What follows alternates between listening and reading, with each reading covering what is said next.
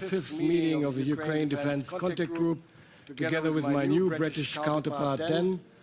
We are honored that you, Mr. President, joined the UDCG once again, and I'd like to give you the floor first, Mr. President. Please. Thanks so much. Yeah.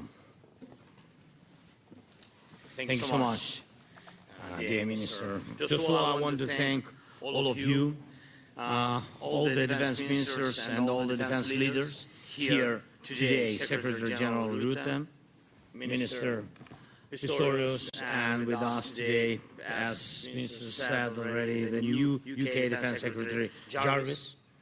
And it's good to see you, and I wish you success in your new role.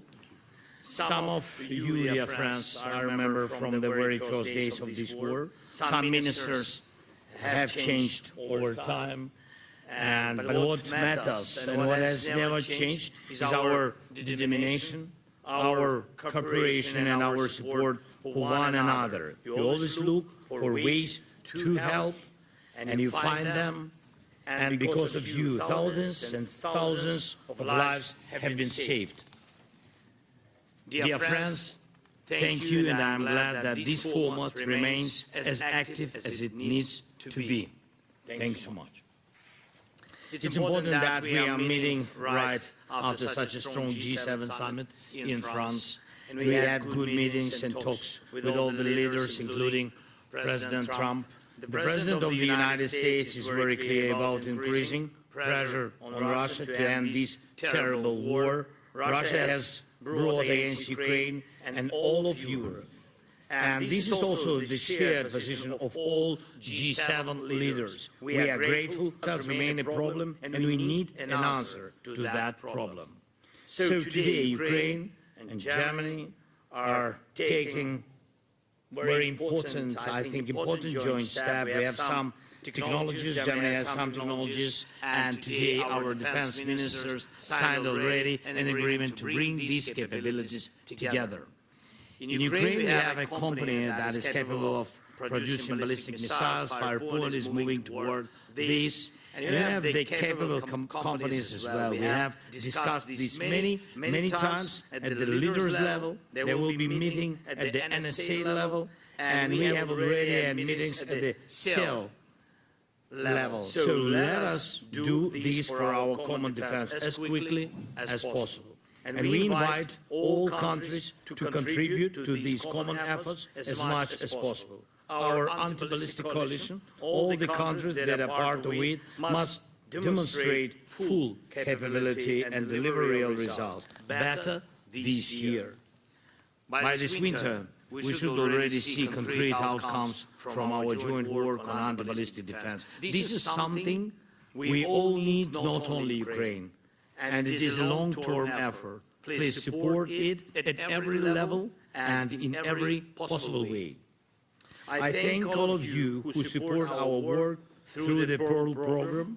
Thanks, Mark, for your personal involvement. Thank you very much. Right now, it is making a real difference alongside all of our bilateral cooperation. Sometimes these delivers make the difference literally day by day. When we know that Russia is preparing a massive strike against Ukraine, and we are able to receive Patriot missiles the day before that attack, it helps save lives. So timing matters. And I know that some countries have already prepared decisions on new contributions on Pearl, and I'm very grateful for these. Please, let us implement these decisions as quickly as possible. And we have heard that some countries would like to announce their contributions to Pearl at the summit in Ankara this year, but that is still several weeks away. Let us make these important decisions here at this meeting so that we can deliver the weapons needed for protection. Russia attacks Ukraine every day. So please do not postpone, even by a single day, what can be done through Pearl today. And, dear friends, you have probably all seen how Russia struck the Kyiv Chersolavra with drones. and is one of the most important Christian holy sites, not only in our region, but for the entire Christian world. It was from the Lavra and the hills of Kiev that Christianity spread eastward across our part of Europe. Taking such places is, in fact, a crime against humanity. Of course, we are preparing our responses to such Russian attacks. And today you can see one of those responses in the Moscow region this morning. So our long-range sanctions are hitting Russian oil facilities, refineries very effectively. And Russia is already facing fuel shortages, and that federal budget revenues are falling significantly. And at the same time, our mid-range strikes are seriously disrupting Russian military logistics. But Putin is not stopping this war. He insists on continuing it, so the pressure must grow. Every project supporting Ukrainian drones and our weapons production in Ukraine, and together, of course, with you, grow. And of course, we are ready to share our experience more actively already within our grow. And of course, we are ready to share our experience more actively already within our drone deal format. 15 NATO countries and 12 non-NATO countries are involved. These are different regions of the world, and we need to be active everywhere. Let us use today's meeting to discuss at the team level what is needed to speed up this war. Everyone can see that Ukrainians are strong, and I am grateful to all your service members and to everyone at the political level and to everyone in your defense ministers who treats Ukraine and Ukrainian soldiers with respect. And more than once, I have heard that it is not only Ukraine that needs the support of Europe and all other countries represented here and in our other coalitions. You also need Ukraine. This is true, and it matters. Everyone is interested in Ukraine's experience, in what we can do, and in how we are holding back Russian aggression. Now, at the military level, we work closely together, but too often, including within NATO structures, our representatives feel that there is a limit to what is possible in our cooperation. This limits both us and you. Let us integrate more at every level of our defense cooperation, in our structures and in the alliance, so that both we and you have more opportunities to protect lives. Please, let us prepare strong decisions and stronger cooperation for the summit in Ankara, so that the political level of our partnership matches reality. People can see that Ukraine is with you, and we should also see that you recognize it. Dear friends, yesterday I raised two urgent issues with Mark, and the first is the number. Yesterday I raised two urgent issues with Mark, and the first is the number of unmanned ground vehicles. The second is long-range artillery ammunition. Right now, there is not enough of either. We need both urgently. The funding being allocated for this is not enough. The quantities Europe is producing are not enough. What the Ukrainian army is receiving is not enough. But we can increase all of this, the capacity there. Right now, Russia is paying for continuing this war with losses of at least 30,000 soldiers every month on the front line, killed and seriously wounded. And this number will grow as we improve our ability to stop Russian attacks. All types of drones are showing strong results, and our infantry and other units are fighting effectively and bravely. And it is important to keep supporting this. Today, the Ukrainian army is effectively the main army in Europe that can deter and resist large-scale aggression over a long period of time. And after this war, this must remain the case. The existence of such an army should help prevent any future aggressive moves by Putin. That is why we need to start thinking now about how to provide the funding the Ukrainian army will need in the years ahead. I thank the European Union for the 90 billion euro support package, which will help a lot, it's true. And I also thank all of you for your bilateral support decisions, but also ask you to develop the necessary financial instruments for the years ahead to ensure the Ukrainian army remains strong enough. This would make European defense much stronger, and it would benefit all of you. If we want Europe to have the strongest army, one that can truly respond to any threat, this is only possible with long-term cooperation with Ukraine and long-term support for the Ukrainian army. This is a realistic new security architecture for us, for Europe. Let us start thinking about this now. Thank you very much for the invitation. Thank you very much for your huge support from me, from our people, from our soldiers. Slava Ukraini. Thank you. Thank you very much, Mr. President, dear Volodymyr. Thank you for all of that. And I can affirm you that the Ukrainian people, that our support for Ukraine is unwavering. Before I begin, I have 2 points to make. In the first place, we have 2 members around the table who have birthday today. Kaya Kallas and Dylan, where is she? From Netherlands? Dylan? Behind the photographs. Twice a birthday at the UDCG. We never had that before, so congratulations to both of you.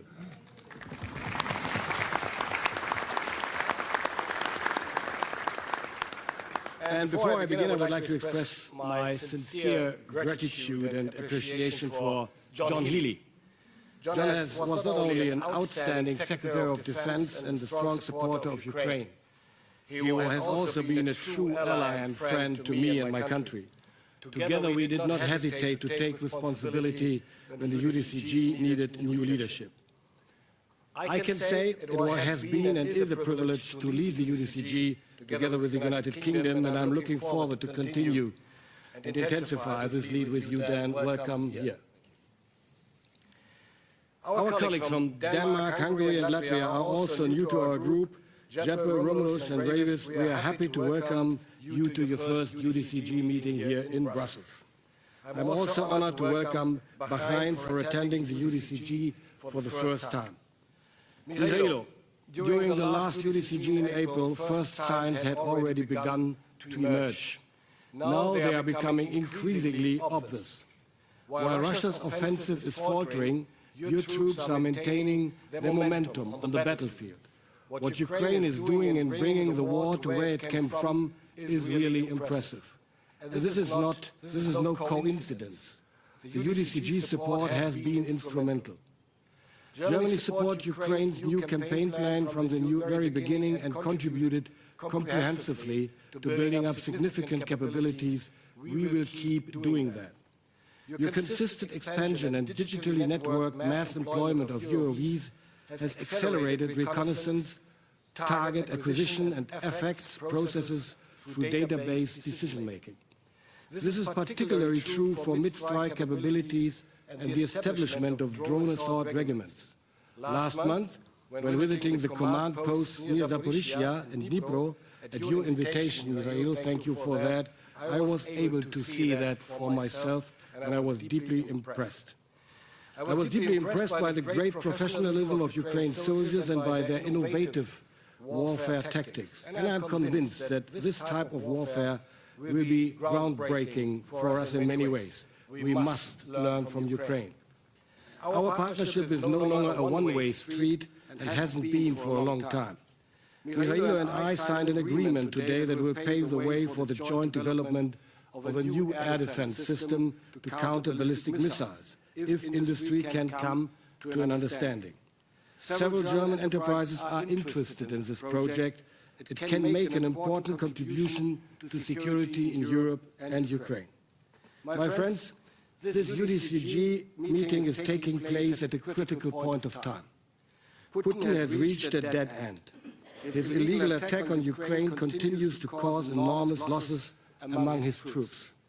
The Kremlin can no longer hide the negative effects of this war against Ukraine.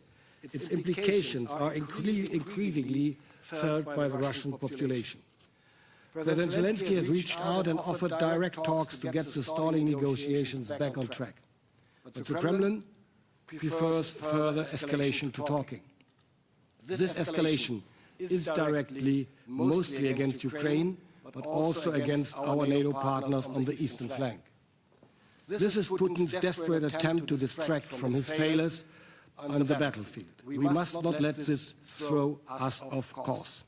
Our support for Ukraine is working, and we must continue it with determination. This is the only way that Ukraine can maintain and further expand its momentum on the battlefield. And we must coordinate our support in order to pool resources. This is what today's UDCG meeting will be about. Thank you all for your contributions and for your support, and Slava Ukraini. Thank you so much. Thank you, Boris. Mr. President, Secretary General, esteemed colleagues, it's an honour and a privilege to be here with you today, and an honour to be joined by President Zelensky. I'd like, if I may, just to say a few words about my predecessor, John Healey, because John and Boris assumed the co-leadership of this group at a difficult moment and guided it through a period of escalating Russian aggression with sure judgment. Under their stewardship, UDCG members collectively raised more than 80 billion to support Ukraine's forces in their vital fight for freedom. While there has been a change of leadership at UK Defence, there is no change in our policy. We will stand with Ukraine today, tomorrow, and for as long as it takes. I see the UDCG as fundamental to that commitment. Our task is to keep Ukraine strong enough to protect itself from Putin's relentless onslaught, strong enough to confront the Russian war machine on the front line, and strong enough to secure a just and lasting peace. Minister Fedorov has made it clear throughout the year what his people need to make that happen. Air defence systems, 155mm extended range ammunition, and Ukrainian drones. Our job now is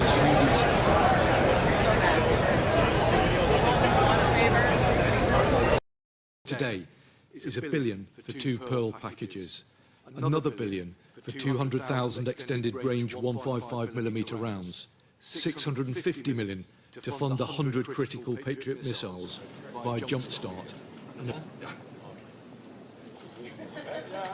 Hi. Yeah, I met him yesterday.